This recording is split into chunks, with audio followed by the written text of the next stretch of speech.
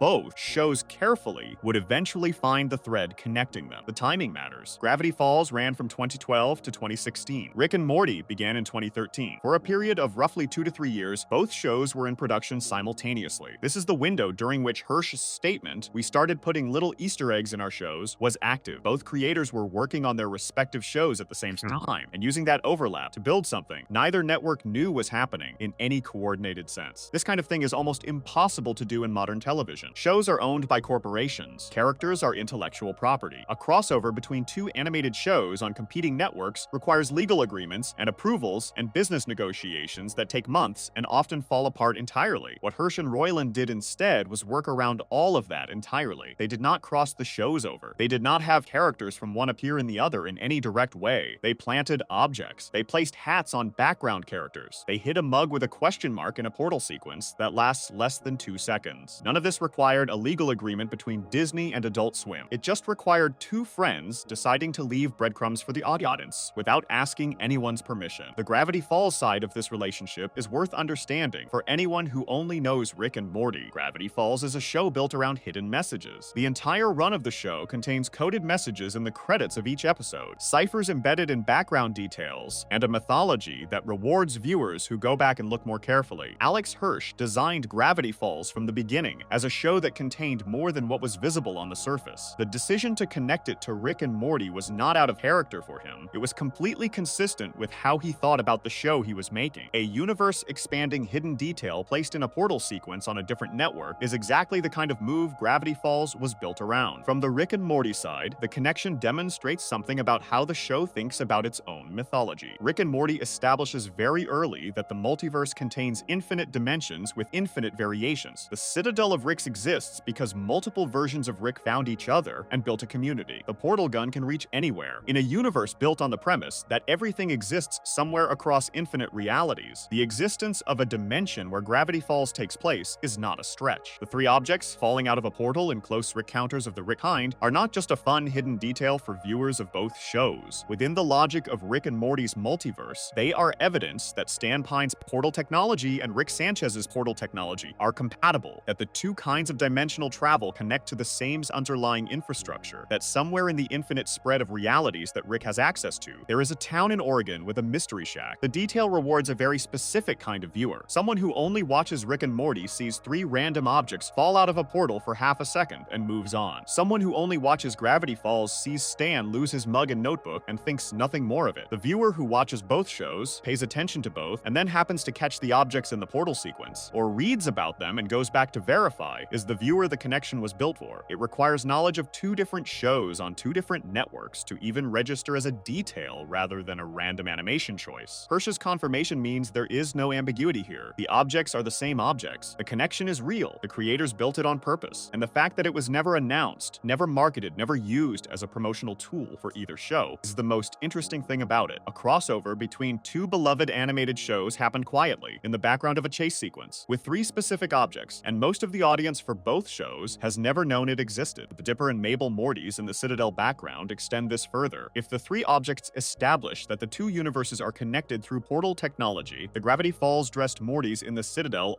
suggests something about what that connection means within the multiverse's logic. The Citadel contains versions of Morty from across every dimension within the central finite curve. If there are Mortys dressed as Dipper and Mabel, it implies dimensions where the Morty equivalent grew up in a setting like Gravity Falls, where the summer in a strange town with supernatural mysteries template is the context in which a young person develops. It is not a direct statement about what those dimensions contain. It is a gesture toward them, visible for a few frames in a crowded background background scene. None of this required anyone to watch two shows at once to enjoy either show. Gravity Falls works entirely on its own. Rick and Morty works entirely on its own. The connection adds nothing to the plot of either, but it adds something to the sense of what kind of creative project both shows are. The sense that the people making them were paying attention to each other, building something between them in the margins of their work, leaving traces for the viewers willing to look in the right places. 3 objects, 1 portal, 2 networks, 2 creators who decided to share a universe without asking anyone. Before we move on, if you're enjoying this analysis, please consider subscribing. It helps the channel tremendously. The connection between the two shows lives in hidden background details that most people never see. But there is another category of hidden detail in Rick and Morty that operates completely differently. One that is not hidden in the background at all, but placed directly in the center of the screen, in the most celebrated episode the show has ever produced, where it disguised itself so effectively as pure chaos that the real meaning underneath it took years for the wider audience to land on. Section 6. Pickle Rick, the most memed episode in the show's history, was built to argue the opposite of its own meme. Pickle Rick is probably the most recognizable single moment in Rick and Morty's entire run. The image of Rick Sanchez as a small green pickle, eyes wide, announcing his own transformation with pure unhinged confidence, became one of the most shared and referenced things the show ever produced. The meme spread fast and wide. People who had never watched a single episode of Rick and Morty knew what Pickle Rick was. The phrase entered the general cultural vocabulary in a way that very few moments from any animated show managed to achieve. Merchandise appeared, the image was everywhere, and almost universally the meme treated the moment as a celebration, a pure, chaotic, joyful piece of absurdity from a show full of pure, chaotic, joyful absurdity. The people who made the episode had something else in mind entirely. Season 3, Episode 3 aired on August 6, 2017. The premise is simple to state. Rick turns himself into a pickle to get out of attending family therapy. He ends up in the sewer, builds himself a body out of dead rat and cockroach parts, fights through an entire government facility, and eventually arrives at therapy as a pickle with improvised limbs made from the remains of the animals he killed along the way. The episode ends with the family's therapist, Dr. Wong, delivering a speech to Rick that he has no answer for. Then Rick and Beth go out drinking, and the kids express interest in more therapy, which Rick and Beth ignore. The origin of the episode is documented in the Season 3 Blu-ray commentary. The idea did not come from a careful writer's room session about character psychology or emotional storytelling. It came from the last few minutes before the entire writing staff left for Thanksgiving break. The room was running out of time, out of energy, and out of ideas, and Dan Harmon blurted out the concept at the very end of the session. The writers broke for the holiday. Harmon went on vacation, and then, according to the commentary, he became genuinely obsessed with the idea while away. He fixated on a specific question: why would Rick, the smartest man in the universe, turn himself into a pickle? The answer he arrived at is documented directly in the Blu-ray commentary track, in his own words. The answer has nothing to do with exterior things and everything to do with interior things, which is why this is such a good episode. That sentence is the key to the entire episode. The exterior thing is the pickle. The pickle is funny and strange and visually memorable and perfectly suited to become a meme. The interior thing is why Rick made himself into a pickle in the first place, which is the thing the meme never touches, and the episode spends its entire runtime building toward. Rick turned himself into a pickle on the exact same day his family was scheduled to attend therapy together. This is not a coincidence within the episode's story. Rick knew about the therapy appointment. He knew his family would leave at a specific time. He timed his transformation precisely so that he would be immobile. A pickle cannot walk, cannot drive, cannot open doors, and therefore unable to attend. He even prepared a syringe of the antidote and placed it where the cat could knock it away, ensuring that even if the family tried to reverse the transformation before leaving, the antidote would be out of reach. The plan had layers. The pickle was not an impulse. It was a prepared, deliberate, multi-step scheme designed specifically to avoid sitting in a room with a therapist. The episode makes this explicit when Morty figures it out. Rick had to tell Morty he was a pickle, had to call him into the garage to show him, and in doing so, gave Morty enough information to understand the timing. Once Morty connects the pickle transformation to the therapy appointment, the whole plan unravels. Beth takes the syringe, Rick stays a pickle, and then the cat knocks him into the driveway, it rains, and he gets washed into the sewer, at which point the episode becomes an action sequence for the next 15 minutes. The action sequence is where the meme lives. Rick in the sewer, figuring out how to move, killing cockroaches, using their legs and a dead rat skull to build himself a functional body. The sequence is animated with precision and plays almost entirely without dialogue, which is a significant creative choice for a show that typically runs on words. Rick demonstrates his intelligence and resourcefulness through action rather than explanation. The viewer watches him think and build and fight, and the result is genuinely impressive. A pickle surviving a sewer full of hostile creatures and then fighting through an entire building full of armed guards. The rats being unpleasant to look at was confirmed as a deliberate animation decision. A behind-the-scenes discussion of the episode revealed that the rats were intentionally made made to look gnarly and rabid so the audience would not feel bad about Rick killing them. This is a small detail, but it reveals how carefully the production thought about the audience's relationship with what they were watching. The action sequence needed the audience on Rick's side, cheering for him, which required making his opponents look hostile enough to deserve what happens to them. The design of the rats was a calculated choice to maintain the sequence's entertainment value without moral complication. The government facility fight continues this logic. Rick encounters a series of guards, then an assassin named Jaguar, then a villain called Concerto. The fight is stylized and funny and builds to a satisfying conclusion. By the time Rick arrives at therapy, he has survived a sewer, built a body from dead animals, and fought through a facility full of trained operatives. He has done all of this to avoid sitting in a chair and talking about his feelings. Dr. Wong does not react to Rick arriving as a pickle with improvised rat and cockroach limbs. She greets him and continues the session. This choice, playing the therapist as completely unfazed, is itself a statement. The most extraordinary thing Rick can produce, the most extreme version of himself he can construct, is not enough to destabilize someone who is simply doing their job and asking honest questions. Rick has defeated governments. He has faced things that would end most people. Dr. Wong is not impressed by the pickle. She sees it for what it is. Her speech at the end of the episode is the point the episode was building toward from the first frame. She tells Rick that he seems to alternate between viewing his own mind as an unstoppable force and as an inescapable curse. She describes therapy not as an adventure but as work. Boring, necessary, ongoing work with no heroic payoff. She says there is no way to do therapy so wrong that you might die. It is just work. Then she turns to Beth and identifies the same pattern in her, the same tendency to use intelligence and busyness and motion as a way of avoiding the quieter and harder task of examining what is actually happening inside. Rick has no response. This is significant. Rick always has a response. Rick has a comeback for every situation, a plan for every problem, a piece of information that repositions him above whoever he is talking to. Dr. Wong delivers a 2-minute assessment of his behavior, and he sits there, quietly, in a pickle body with rat legs, and he does not say anything that constitutes a real rebuttal. He makes us a joke on the way out, something dismissive, and then he and Beth immediately go to a bar instead of talking about anything Wong said. But the episode does not treat this as Rick winning. He did not beat Dr. Wong. He survived the conversation and then ran away from it, which is exactly what he does with every situation that cannot be solved with intelligence alone. Dan Harmon said on the commentary track that he thinks Rick is wrong about half the time. He compared Rick to Archie Bunker, a character who is not positioned as someone to simply admire and emulate, but as someone whose worldview the show is frequently examining and questioning. This is important context for how the episode functions. The meme treats Rick as pickle as a triumph. The show treats it as a diagnosis. Rick went to extraordinary lengths to avoid something that most people manage to do without treating it as a crisis. He engineered a multi-layered escape from a therapy appointment. He survived a sewer. He built a body out of dead animals. He fought trained operatives. And at the end of all of it, he sat across from a therapist who simply told him the truth, and he had nothing to say. The episode aired, and the meme spread, and the cultural takeaway was, "I am Pickle Rick," delivered as a declaration of chaotic freedom. This is the reading the surface layer of the episode invites. The pickle is absurd and funny, and the action sequence is genuinely thrilling, and Rick's ingenuity in the sewer is impressive in the way his ingenuity always is. The meme captured all of that. It captured the exterior thing. What the meme missed is the interior thing. The part Harmon said on the commentary was the actual reason the episode is good. The interior thing is that Rick transformed himself into a helpless vegetable to avoid being known, not to avoid being hurt, not to avoid something dangerous or threatening in the conventional sense. Family therapy poses no physical risk to Rick Sanchez. It cannot harm him. A therapist in a small office is not a threat that requires the kind of preparation and escape planning Rick applied to this situation. The threat was psychological. The threat was the possibility of sitting still long enough for someone trained in honesty to look at him and say something accurate about what they saw. Dr. Wong did exactly that. She saw him. She described him accurately. And Rick, who has answers for everything, sat quietly in a pickle body and then left as fast as he could. The episode's post-credit scene adds one more layer. Rick and Morty are tied up in an elaborate trap set by Concerto, about to be killed. Jaguar appears and saves them. Rick turns to Morty and says that Morty is why you do not go to therapy. The line is delivered as a punchline. Jaguar, a man Rick met in the government facility earlier in the episode, has just saved their lives. Rick frames this as proof that his decision to avoid therapy was correct. The adventures he had as a direct result of avoiding therapy led to forming a connection that saved him later. This is Rick doing what Rick always does, taking a situation and reframing it so that whatever he did was actually the smart move. The logic does not hold up under any real examination. The therapy appointment did not cause the sewer situation or the government facility fight. Rick being a pickle in the first place caused all of that. The sequence of events that led to Jaguar saving them originated in Rick's decision to turn himself into a pickle to avoid therapy. Using Jaguar's rescue as evidence against therapy is the kind of reasoning that sounds clever at the speed of conversation, but collapses the moment it is examined slowly slowly. The show knows this. The post-credits scene is not the show agreeing with Rick's conclusion. It is the show showing Rick perform his usual reframe, finding the angle that lets him walk away from an honest assessment without engaging with it, and then ending the episode before the performance can be challenged. Rick gets the last word in the episode. Dr. Wong got the last real point. The production side of the episode confirms that this reading is not a stretch. The rats were made ugly on purpose. The timing of the transformation was built to be a deliberate plan and not an accident. Commentary explicitly identifies the interior question: why would the smartest man in the universe do this? As the real subject of the episode. The people who made Pickle Rick made it as an episode about avoidance, about what it looks like when someone with extraordinary intelligence applies that intelligence to the project of not being honest about what they feel, about the gap between what Rick can do and what Rick is willing to sit with. The meme said, "Look how free and chaotic and powerful this is." The episode said, "Look how hard he is working to stay hidden." Both things came from the same image. A pickle, eyes wide, 3 words. The action sequence and the therapy scene are doing entirely different things, and the episode needs both. Without the sewer sequence, the episode has no surface. Without the therapy scene, it has no depth. The writer's room came up with the concept in 30 seconds at the end of a long week, and then went home for the holiday. Harmon spent the break thinking about why it was actually a good idea. The episode that resulted is the most maimed moment in the show's history, and also one of the show's clearest statements about what Rick Sanchez is actually doing when he appears to be having the time of his life. The exterior thing is a pickle doing impossible things. The interior thing is a man who turned himself into a pickle, so nobody could make him sit down and be honest. Those two things have been living in the same episode since August 2017, and the meme only ever noticed one of them. Before we move on, if you're enjoying this analysis, please consider subscribing. It helps the channel tremendously. Now, the show's willingness to put something this emotionally precise inside an episode, this aggressively silly, reflects a creative confidence that runs through every season. But there is one season of the show that arrived in a way so unexpected, so deliberately strange, that the arrival itself became the event before anyone had even watched a single frame of new content. The premiere of season 3 did not have a release date. It did not have marketing. It did not have an announcement. Had an April Fool's prank that turned out to be real, a loop that ran for 4 hours, and a show that spread across the internet so fast that by morning, everyone knew something had happened. Section 7, the April Fool's premiere. How the most anticipated season in the show's history arrived as a prank that was actually real. Season 2 of Rick and Morty ended in October 2015 on a massive cliffhanger. Rick turned himself into an intergalactic government to save his family, was arrested, and was taken away while the Smith household fell apart around his absence. Jerry and Beth's marriage collapsed. The family scattered. Rick ended up in a prison cell somewhere in space, alone, having sacrificed everything he would never admit to caring about in order to protect people he would never straightforwardly say he loved. The episode ended, the season ended, and then nothing came. A year passed. Then most of another year, the audience waited. There were no announcements about when season 3 would arrive. There was no trailer. There was no release date. The silence stretched long enough that speculation started to fill the space where information should have been. Some people wondered if the show was in trouble. Some people wondered if the wait would ever end. The mythology of Rick and Morty grew during this silence in the way that things tend to grow when they are withheld. The absence made the eventual return feel larger than it might have if the show had simply come back on a normal schedule. Then April 1st, 2017 arrived. At 8 p.m. Eastern Time, without any prior press announcement, without any marketing, without any warning of any kind, the season 3 premiere of Rick and Morty began airing on Adult Swim. The episode was called The Rick Shank Rickdemption. It played once, then it played again, then it played again. The episode looped continuously for 4 hours, running on repeat on the channel and on the Adult Swim website, while the internet slowly realized what was happening. The initial reaction from most people was disbelief. April Fool's Day is a day built around the performance of something real that turns out to be fake. The natural assumption for anyone who heard that Rick and Morty had just appeared unannounced on television was that the joke was the announcement itself, that someone had posted something that looked like a premiere had aired, and the prank was that it had not. This is what most people assumed in the first hour. The dismissal came fast because the setup was too perfectly timed to be anything other than a misdirection. It was not a misdirection. The episode was real. Justin Roiland described the spread of this realization in an interview, saying that if you used the internet that night, you could not avoid something about Rick and Morty. The confirmation came gradually, then all at once. People who had tuned in skeptically watched the episode and understood it was genuinely new content. Reviews started appearing. Reactions flooded social media. By the time morning came, the premiere had already been dissected and discussed and quoted across every platform that existed for doing those things. The idea did not come from Dan Harmon or Justin Roiland. It came from Mike Lazo, an executive at Adult Swim who had been part of the network's identity since its earliest days. Roiland described hearing Lazo's ideas in a group interview with GameSpot. Lazo has these insane ideas that upon first hearing, your gut reaction is, "That is crazy. What are you talking about? That is a horrible idea. The April Fool's premiere was exactly that kind of idea. Roiland was not initially convinced. His concern was specific and practical. He described his fear as the possibility that the show would air its premiere and then announce the rest of the season was coming next summer, while doing this on April Fool's Day. The scenario he was worried about was the audience watching the premiere, feeling the excitement of season 3 finally arriving, and then being told they would have to wait months more on the one day of the year when any announcement of a long wait would be impossible to distinguish from a cruel joke. His concern was legitimate. That is almost exactly what happened. The Rick Shank Rickdemption aired on April 1st, 2017. The remaining 9 episodes of season 3 did not begin airing until July 30th, 2017. Nearly 4 months passed between the premiere and the continuation of the season. The audience got 1 episode and then had to wait again, on the other side of a premiere that arrived without warning, on a day designed around fake announcements. What made it work, despite all of the reasons it should not have worked, was the quality of the episode itself. The Rick Shank Rickdemption picks up exactly where season 2 ended. Rick is in a Federation prison, being interrogated through a mind-reading process that lets the interrogator move through Rick's memories. The episode resolves the season 2 cliffhanger, tears apart the Galactic Federation, demolishes the Citadel of Ricks in its existing form, and ends with Rick delivering speech to Morty about his actual long-term plan, which involves something about the return of a specific McDonald's dipping sauce from 1998 that is equal parts funny and deeply unsettling in its ashes. The episode is dense and fast, and rewards the audience's long wait with an enormous amount of story movement. The episode looped for the entire night, 4 hours of the same episode repeating on a television channel. People tuned in at different points in the loop and caught different parts of the episode before realizing it was going around again. The loop itself became part of the event. The strange experience of a show airing its season premiere in a continuous repeat on April Fool's Day, with no announcement and no context, was the kind of cultural moment that is almost impossible to engineer deliberately and almost impossible to replicate. It happened because the conditions for it were specific and unrepeatable. The long wait, the silence, the timing, the trust that the audience's confusion would eventually resolve into recognition. The premiere's original viewership numbers were modest by the standards of the show's typical audience. The Rick Shank Rickdemption drew 0.68 million viewers on its April 1st airing. This is significantly lower than the numbers the show averaged during season 2. The explanation is straightforward. Nobody knew it was coming. The viewers who happened to have Adult Swim on at 8 p.m. on April Fool's Day, or who heard about it quickly enough to tune in during the 4-hour loop, were a fraction of the show's total audience. Most people found out after the fact, watched online, or caught replays in the days that followed. The event was massive in cultural terms and relatively small in terms of live viewership, which is a combination that says something about how the show existed in 2017, more alive on the internet and in conversation than in traditional television viewership figures. After the premiere aired, Adult Swim announced that the remaining episodes would begin on July 30th. This announcement landed differently than it might have under normal circumstances. The April Fool's premiere had demonstrated that the show was real and present and active. The wait was not indefinite, the show had not disappeared, the cliffhanger would be resolved. The 4 months between the premiere and the rest of the season felt shorter because the premiere had already delivered a significant amount of story. The audience had something to sit with and discuss and analyze while waiting, which is different from waiting with nothing. The decision to loop the episode continuously for 4 hours deserves its own examination. A normal premiere airs once. Viewers watch it, the episode ends, and whatever comes next fills the time slot. The loop transformed a single episode into something closer to a broadcast event, a signal that stayed on the air long enough to catch people at different points in their evening, to allow word to spread while the episodes was still actively running, to give the internet time to process what was happening before the content disappeared. Someone who heard about the premiere at 9 p.m. could still tune in and see the beginning of the episode because the loop had brought it back around. The loop was not a programming quirk. It was a structural choice that maximized the reach of an unannounced event in the only way available without actual marketing. The season 3 premiere also contained a detail about a McDonald's Szechuan dipping sauce that became its own separate cultural phenomenon. In the episode, Rick tells Morty that his entire escape plan, his long-term strategy, his ultimate goal is to get his hands on the Szechuan McNugget sauce, a promotional sauce that McDonald's made briefly in 1998 to coincide with the release of the Disney film Mulan and has not been available since. Rick describes wanting this sauce with a level of genuine emotional investment that the show almost never allows him to display about anything real. The joke was absurd and specific and funny. McDonald's, responding to the attention, brought the sauce back in limited quantities later in 2017. The promotional event did not go smoothly. The quantities were far too small for the demand, and many fans were disappointed. But the fact that a real corporation responded to a detail from an animated show's season premiere by actually producing a discontinued product demonstrates something about the reach that episode had. The behind-the-scenes story of season 3's production production helps explain why the wait was so long and why the premiere arrived the way it did. The season was originally planned to have 14 episodes. It was shortened to 10. Production delays accumulated. The writer's room ran into difficulties. Dan Harmon has described seasons 1 through 7 as products of coping with the production pipeline. Seasons built under pressure, shaped by constraints, assembled from whatever the process produced rather than from a clean execution of an original plan. Season 3 was made in conditions that were chaotic enough that the final product, being as strong as it is, represents a significant achievement by everyone involved. The April Fool's premiere existed partly because the season was not ready to begin its full run in April 2017. The premiere was complete. The rest of the season was not. Releasing the premiere as an unannounced event bought time, while allowing the audience to feel the show's presence after nearly a year and a half of silence. It was a creative solution to a practical problem, packaged as a cultural event. The audience got something real. The production got more time. Adult Swim got a moment that generated more conversation than a conventional premiere announcement would have. Roiland's initial panic about the plan, his specific worry about announcing a long wait on April Fool's Day, did not materialize in the way he feared. The audience received the 4-month gap between the premiere and the rest of the season with significantly less frustration than the 18-month gap before the premiere had generated. Having something change the emotional math. The April Fool's premiere reset the clock. It gave the audience proof that the season existed and was coming, which is a different psychological position than waiting for something with no confirmation that it will arrive. The event entered Adult Swim history as one of its best April Fool's stunts, though calling it a stunt undersells what it actually was. A stunt implies something hollow, something designed purely for the reaction rather than the content. The April Fool's premiere was not hollow. It was a fully realized episode of television, one of the most densely packed and narratively significant episodes the show had produced, delivered through a channel, the unannounced holiday surprise that made the experience of receiving it unlike anything the show's audience had experienced before. The prank and the real thing were the same object. The joke was that the joke was the premiere. This is the kind of move that only works once and only works for a specific show at a specific cultural moment. A less beloved show doing this would have generated confusion and frustration rather than delight. A show without the mythology Rick and Morty had built during its 18-month absence would not have had an audience primed enough to turn a 4-hour loop into an internet-wide event. The timing, the silence, the cliffhanger, the quality of the episode, and the specific absurdity of April Fool's Day all had to be present simultaneously for this to work the way it did. And it worked completely. One of the most anticipated returns in animated television arrived as a prank that was actually real, looped for 4 hours, and was gone in the morning like something that had only happened in a dream, except that it had happened, and the evidence was everywhere by the time the sun came up. Before we move on, if you're enjoying this analysis, please consider subscribing. It helps the channel tremendously. The premiere came and went. Season 3 continued in July, and inside those 10 episodes, the show did something that had been quietly building since the very first season, something that the April Fool's premiere itself contained the seeds of, in the form of a speech Rick gives while having his memories read by an interrogator, a speech that contains a detail about Rick's actual origin story, presented as a manipulated memory designed to mislead, that turned out to be more true than anyone realized until seasons later. The line between what Rick performed for the interrogator and what actually happened to him is one of the show's most carefully constructed long-term pieces of storytelling, and it starts with a memory that was supposed to be fake. Section 8. The fake memory that was real. Rick's origin story hidden inside a lie, the Rick Shank Rickdemption, is the episode that arrived on April Fool's Day 2017 and looped for 4 hours on Adult Swim while the internet slowly realized it was not a joke. The episode follows Rick sitting in a Federation prison, being subjected to a mind-reading interrogation by a Federation agent named Cornelius Daniel. The interrogation works by entering Rick's memories and moving through them, looking for the specific memory the Federation wants. The moment Rick invented the portal gun, the piece of technology that makes interdimensional travel possible, and that the Federation wants to replicate for itself. Rick cooperates. He leads the interrogator through a memory. He shows him a garage, a younger version of himself, a visit from another Rick, an alternate version of himself from a different dimension, who arrives and offers Rick access to portal technology. In the memory, Rick refuses the offer. He tells the visiting Rick that the life the other Rick is describing sounds lonely. The visiting Rick leaves. Then a bomb falls. Rick's wife Diane and his young daughter Beth are killed in the explosion. Rick, devastated, throws himself into his work, eventually inventing portal travel on his own, driven by grief and rage at the version of Rick who he believes was responsible for the bomb. The interrogator watches all of this and concludes that the memory is manufactured, that Rick built a false memory specifically to trap the mind-reading process, infect the interrogator's own system with a virus through the fake memory structure, and use that access to escape. The interrogator is right about the trap. The episode confirms this. Rick did engineer the memory as a vehicle for a virus that lets him break out of the prison and dismantle the Federation from the inside. aside. The escape works, the Federation collapses, Rick is free. Because the escape works, and because the interrogator explicitly identifies the memory as fake, the audience absorbs the memory as fake. Rick manufactured a story about a dead wife and a dead daughter to trick a mind reader. The emotional content of the memory is a tool. The grief in it is constructed. This is a perfectly Rick thing to do, weaponizing vulnerability as a mechanism rather than expressing it as a genuine feeling. The reading the episode invites is clean. Rick outsmarted the interrogator by giving him exactly what he was looking for in a form that destroyed him. Genius move. Classic Rick. Next scene. Seasons later, the memory turned out to be mostly true. Season 5, Episode 10, called Rick Mirai Jack, reveals Rick C-137's actual backstory. A Rick from another dimension, the one who would eventually be identified as Rick Prime, did show up in Rick C-137's garage, did offer him portal technology. Rick C-137 did refuse, using almost exactly the language from the memory shown to Cornelius Daniel. Then Rick Prime did kill Rick C-137's wife and young daughter, not with a bomb in all versions of the telling, but the core of it. The visit, the refusal, the deaths, the grief, the years of hunting is confirmed as the genuine history of Rick C-137. The memory shown to the interrogator in the Rick Shank Redemption was not pure fabrication. It was Rick's real past, repurposed as a trap. The emotional content was genuine. The grief was real. Rick showed a Federation interrogator the most painful thing that ever happened to him and used it as a weapon, which is one of the most precisely Rick Sanchez things the show has ever depicted. He found a way to make his own trauma functional. He turned his worst memory into a delivery system for a virus. The interrogator looked at something real and concluded it was fake because it was too conveniently structured, and Rick allowed that conclusion to stand because it served his purpose. This creates a retroactive reading of the Rick Shank Redemption that changes the texture of Rick's performance throughout the episode. Rick is sharp and controlled and several moves ahead of everyone around him for the entire runtime. He is doing what he always does, running a plan while appearing to be at the mercy of circumstances. But inside the trap he built, inside the manufactured seeming memory he used as a weapon, is a genuine account of the worst thing that happened to him. He did not invent a dead family to make the trap more convincing. He used his actual dead family, and then he escaped, and the Federation fell, and the show moved on, and the memory was filed away as the clever fake-out at the center of a great escape sequence. The confirmation in Season 5 rewrites what the Rick Shank Redemption was doing without changing a single frame of the episode. The episode is the same, the memory is the same, Rick's behavior is the same. What changes is the understanding of what the memory contains, and why Rick had access to it with enough detail and emotional specificity to make it convincing even to a being specifically designed to read minds. A fully fabricated memory built for a trap would not need to be accurate. Rick could have constructed any backstory. He chose to use the real one, which means on some level, the level that does not announce itself and does not invite examination. He put the truth in front of someone and let them dismiss it as fiction. The Rick and Morty wiki and the confirmed lore of the show establish the specific details of what happened to Rick C-137 as follows. Rick Prime arrived at Rick C-137's garage and offered portal travel. Rick C-137 turned it down. Rick Prime then killed Diane, Rick C-137's wife, and young Beth, Rick C-137's daughter, in retaliation or as a demonstration, or for reasons the show eventually confirms without fully explaining the exact motivation. Rick C-137 spent years hunting Rick Prime across dimensions. He killed enormous numbers of alternate Ricks in the process, looking for the specific one responsible. Eventually, he agreed to a peace arrangement with other surviving Ricks, and helped build what became the Citadel of Ricks, and the structure that surrounds it. Then his relationship with the Citadel soured, and he became the rogue, malcontent Rick that the Council of Ricks references in Season 1. The show established in Season 1 that Rick C-137 is considered the most extreme version of Rick within the central finite curve. The Council of Ricks tells him this directly. He is the Rick farthest from the center in terms of behavior and attitude. At the time this line appears, in Season 1, the audience has no context for what made Rick C-137 different from every other Rick. The line registers as a character note, Rick is the most Rick of all Ricks, without any explanation of what that means or where it came from. The backstory revealed in Season 5 explains it. Rick C-137 is the most extreme version of himself because he is the only Rick who lost everything before he gained anything. Every other Rick within the central finite curve built their technology and their life in a context where their family was present, or at least not actively destroyed by another version of themselves. Rick C-137 built his portal gun alone, after the deaths, in a garage, driven by grief and the specific desire to find and confront the Rick who took everything from him. He did not develop his capabilities within a normal version of a Rick's life. He developed them in the aftermath of a catastrophe, which means that every version of Rick's personality that the audience associates with the character, the nihilism, the drinking, the forward motion, the refusal to be still, the inability to accept genuine connection without immediately undermining it, has its roots in what happened in that garage after Rick Prime left. The fake memory shown to Cornelius Daniel is the first time the show places this information information in front of the audience. It is framed as fake. It is used as a trap. The interrogator dismisses it. The audience dismisses it along with him. And then 2.5 seasons later, the show confirms that what looked like a constructed backstory was the real one. The trap worked twice. Once on the interrogator in the episode, and once on the audience watching it. Both were shown the truth, and both concluded they were being misled. There is something in this construction that reflects how the show thinks about Rick's relationship with his own history. Rick does not announce his grief. He does not explain himself. He uses pain when it is functional and otherwise keeps it out of view. The decision to put his real backstory inside a scene explicitly framed as a deception is the show doing what Rick does, placing genuine feeling inside a structure that gives everyone around it permission to treat the feeling as not genuine. The interrogator has permission to dismiss the memory as fake because Rick built the dismissal into the trap. The audience has permission to dismiss it as a clever plot device because the episode frames it as one. Both forms of permission are offered by the same choice, and the choice is a deeply Rick Sanchez move applied at the level of the show's narrative structure. The Rickshank Redemption aired on April 1st, 2017. The confirmation of Rick's backstory came in the season 5 finale, which aired in September 2021. That is 4 years and several months between the moment the real backstory appeared on screen and the moment the audience had enough information to understand that what they had watched was not a fabrication. 4 years of the real story sitting inside a scene that looked like a fake one, available to anyone who watched the Rickshank Redemption again with later seasons in mind. Invisible to anyone watching in order for the first time, the specific detail of Rick turning down the offer of portal technology is worth examining closely. In the memory, Rick C-137 tells the visiting Rick that the life being described sounds lonely. He chooses to stay with his family instead of accepting access to interdimensional travel. This choice, and the violence Rick Prime responds to it with, is the origin point of everything. If Rick C-137 had accepted the offer, the show's backstory does not exist in its current form. The deaths do not happen. The hunting across dimensions does not happen. The Citadel does not exist in the same way. The central finite curve does not exist in the same way. Evil Morty's entire arc, which depends on the specific history of Rick C-137, does not exist in the same way. The catastrophe that made Rick C-137 who he has started with a refusal to leave his family. He stayed because the alternative sounded lonely, and because he stayed, everything he loved was destroyed by the version of himself who left. The show does not editorialize about this. It presents it and moves on, but the irony of it is structural and permanent. Rick C-137 became the loneliest being in the multiverse because he chose family over loneliness, and his reward for that choice was a version of himself deciding to take his family away. The memory shown to Cornelius Daniel contains all of this. The younger Rick in the garage, the visiting Rick's offer, the refusal, the bomb, the grief. The interrogator looks at it and sees a well-constructed trap, which it is. It is also the true origin of the character the show has been following since the pilot. Both things are present in the same scene. The show waited 4 years to confirm which reading was accurate. The Szechuan sauce speech at the end of the Rickshank Redemption, where Rick tells Morty that his entire plan is to get the sauce back, is often discussed as the moment that launched a cultural phenomenon about a discontinued McDonald's product. But the speech exists right after the escape, right after the fake memory that was real, right after Rick dismantled the Federation and reshaped the Citadel. And the speech positions the sauce as Rick's ultimate motivation in a way that is clearly absurd and funny, and also, in light of everything the episode just showed about who Rick is, a perfect example of the thing Rick always does. Something happened that was too honest and too close to the real shape of his pain. So immediately after, he performed something ridiculous and loud to fill the space. Wubba lubba dub dub in a different form. The noise Rick makes when the silence would be too revealing. The memory the Federation interrogator dismissed as fake was real. The speech about the sauce that followed was a performance. The show put them right next to each other and let the audience sort out which was which. Most people landed on the sauce speech as the memorable moment and carried it out into the culture. The real backstory of the character sat quietly in the scene before it, waiting for season 5 to confirm what it had been saying all along. The origin story was always there. It was just hiding inside something everyone assumed was a trick. Before we move on, if you're enjoying this analysis, please consider subscribing. It helps the channel tremendously, and the show's habit of hiding real things inside apparent tricks goes further than Rick's personal history. There is a detail the show built across not just multiple episodes, but multiple seasons. A character who appeared briefly in season 1, disappeared entirely, reappeared in season 3 doing something enormous, and whose full story the show stitched together so carefully across so many years that by the time the complete picture was available, it had been assembled in front of the audience piece by piece without anyone fully realizing how much of the construction had already happened. The most patient hidden detail in the entire show is not a background prop or a 3-second logo or a memory inside a trap. It is a character who has been the show's most deliberate long-term project since the very first season finale, and the evidence for what they were doing was there from the beginning. Section 9, Evil Morty, 6 years of the most patient hidden detail in the show's history season Season 1, Episode 10 is the last episode of the first season. It is called Close Rick Counters of the Rick Kind. The episode follows Rick and Morty being summoned to the Citadel of Ricks, a place where alternate versions of Rick and their respective Mortys from across different dimensions have built a community. Because a series of Ricks across the multiverse are being murdered, and Rick C-137 is the primary suspect. The episode introduces the Citadel, introduces the Council of Ricks, establishes the relationship between Ricks and Mortys at an institutional level, and ends with the true culprit being revealed.